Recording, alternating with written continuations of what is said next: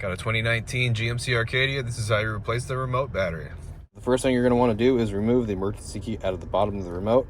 If we look on the left side of the remote right here, there is a button. We're going to push and then we're going to pull the emergency key right out the bottom.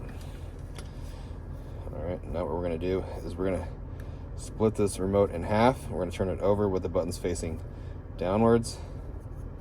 Then we use a flathead screwdriver. I'm going to put it in here sideways like this, and I'm going to do like a prying motion like this.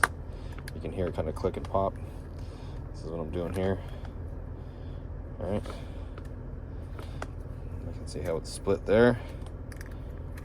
And then we'll just continue opening it.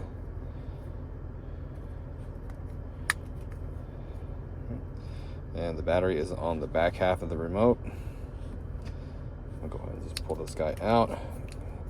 Get our new battery.